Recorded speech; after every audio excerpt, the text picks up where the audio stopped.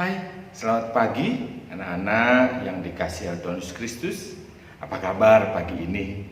Yang mudahan baik ya, mudahan sehat semuanya dan terus merasa dan dinikmati semua berkat yang Tuhan sudah berikan ya. Oh ya, bagaimana liburannya kemarin, libur lebaran kemarin, Idul Fitri? 1 minggu ya kita sudah libur. Asik nggak? Ada yang pergi-pergi? Kemana coba? Nanti kapan-kapan kalau kita ketemu cerita ya tentang liburannya, supaya kita Bapak juga bisa tahu kalian libur kemana, apa yang dinikmati dan seterusnya. Nah anak-anak sekalian, hari ini kita akan beribadah lagi kepada Tuhan. Sebelumnya mari kita memuji Tuhan bersama ya. Kita buka suara bernyanyi di rumah kita masing-masing, nanti di sekolah juga ya bersama dengan wali kelas. Kita memuji Tuhan sama-sama, oke? Tuhan Yesus memberkati.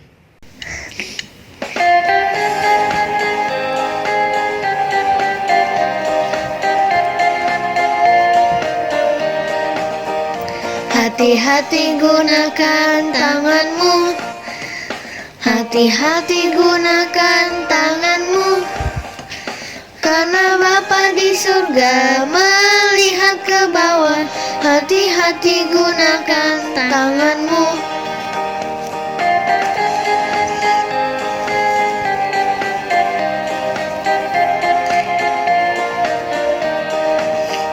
Hati-hati gunakan matamu, hati-hati gunakan matamu, karena Bapa di surga melihat ke bawah. Hati-hati gunakan matamu.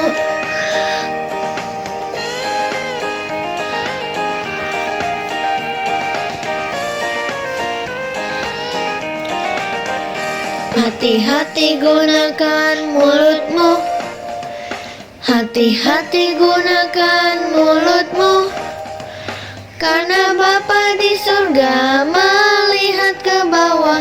Hati-hati gunakan mulutmu.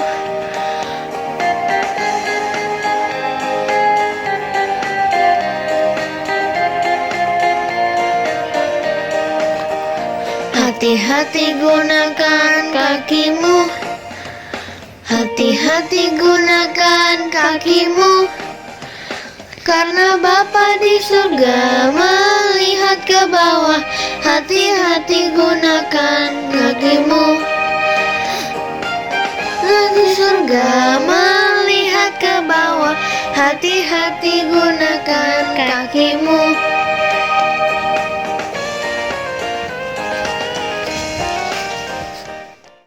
Ya, mari kita berdoa bersama untuk merenungkan akan firman Tuhan hari ini. Mari kita berdoa. Tuhan Yesus, kami mau belajar lagi akan firman-Mu. Kiranya Tuhan yang memberkati dan menolong kami, supaya kami bisa mengerti lagi akan kebenaran firman-Mu, kami bisa melakukannya dalam keseharian kami.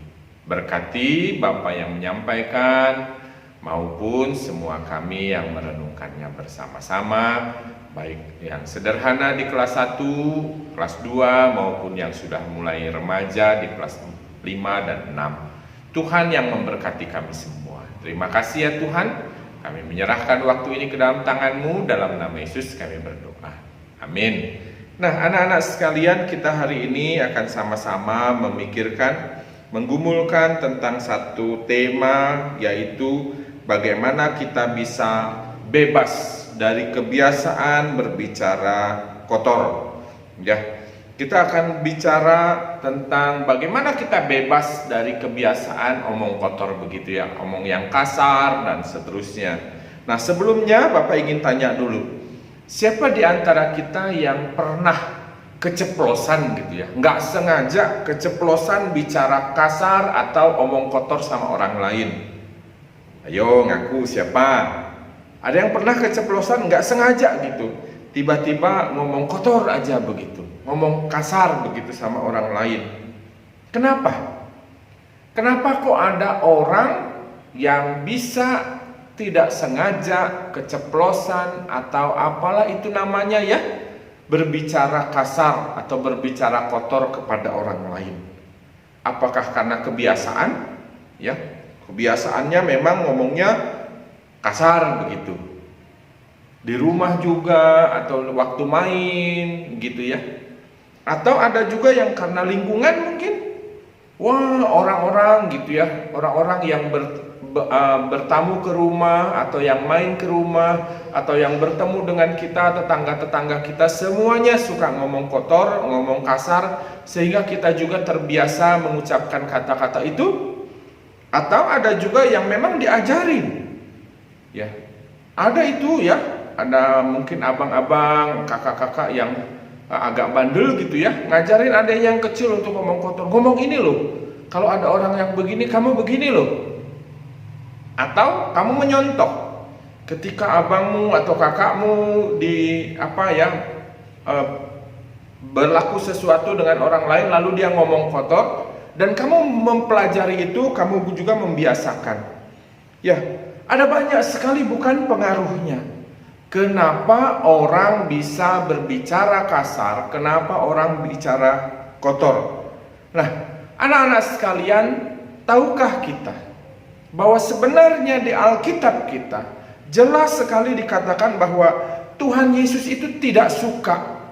Tuhan Yesus tidak suka kepada anak-anak, kepada kita, kepada semua orang yang suka mempergunakan mulutnya untuk berkata-kata kotor, untuk berkata-kata kasar kepada orang lain. Kalau kita perhatikan Efesus 4 ayat 29 ya. Efesus pasal 4 ayat 29, di situ dikatakan, janganlah ada perkataan kotor keluar dari mulutmu, tetapi pakailah perkataan yang baik untuk membangun di mana perlu, supaya mereka yang mendengarnya beroleh kasih karunia. Jadi di situ dikatakan, janganlah ada perkataan kotor keluar dari mulutmu, dan seterusnya dan seterusnya. Nah, anak-anak sekalian, dari Efesus 4 ayat 29 ayat 29 ini ya, kita akan belajar paling tidak 3 hal penting. Yuk nanti dicatat ya, supaya kita bisa ingat apa yang kita pelajari dari Efesus pasal 4 ayat 29 ini. Yang pertama di situ dikatakan, janganlah ada perkataan kotor keluar dari mulutmu. Janganlah. Kata janganlah ini adalah satu perintah dari Tuhan kepada kita semua, kepada anak-anak, juga kepada Bapak di sini. Janganlah katanya. Janganlah ada perkataan kotor dan seterusnya. Ini perintah dari Tuhan untuk semua kita.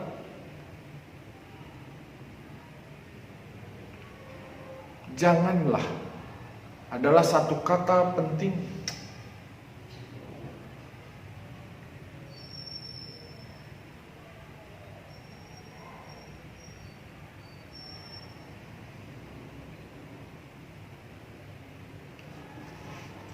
Nah, anak-anak sekalian, dari Efesus pasal 4 ayat 29 ini ingin mengajarkan kepada kita 3 hal ya. Coba nanti dicatat ya di rumah atau di sekolah ya. Apa 3 hal yang Efesus pasal 4 ayat 29 ini ajarkan kepada kita? Yang pertama, yuk kita lihat di ayatnya. Yang pertama dikatakan, janganlah ada perkataan kotor keluar dari mulutmu. Janganlah ada perkataan kotor keluar dari mulutmu. Itu perintahnya. Karena apa? Kata janganlah itu adalah satu perintah. Satu perintah dari Tuhan. Satu perintah dari Tuhan, janganlah katanya. Tapi perintah ini ditujukan kepada siapa coba? Kepada siapa? Betul. Kepada kita semua. Janganlah ada. Baik itu dengan berteriak, baik itu dengan lembut, baik itu dengan guyonan, joke begitu ya, dengan guyon satu dengan satu lain dengan sebagainya. Bahkan di dalam hati pun sekalipun ya, di dalam hati sekalipun dikatakan janganlah ada perkataan kotor keluar dari mulutmu. Jangan ada perkataan kotor. Baik itu kita ucapkan dengan marah, baik itu kita ucapkan dengan guyon sambil ketawa-ketawa, baik itu kita ucapkan di dalam hati, janganlah ada perkataan kotor. Itu perintahnya. Lalu yang kedua di ayat 29 ini juga dikatakan, setelah tadi janganlah ada perkataan kotor keluar dari mulutmu, di ayat bagian keduanya dikatakan, tetapi pakailah perkataan yang baik untuk membangun. Wah, ini bagus sekali ya. Pakailah perkataan yang baik untuk membangun.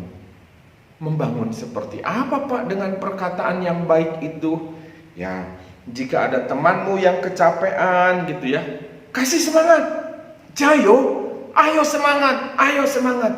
Itu perkataan baik yang membangun.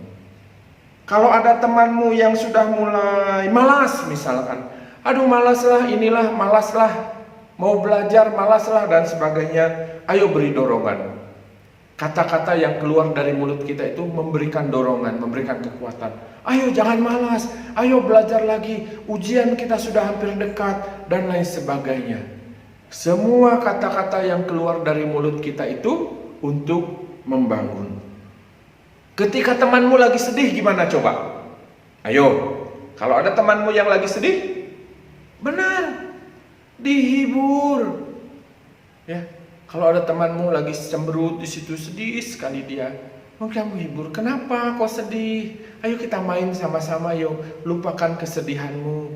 Atau ayo kita main sama-sama supaya kamu bisa mengatasi kesedihanmu dan seterusnya.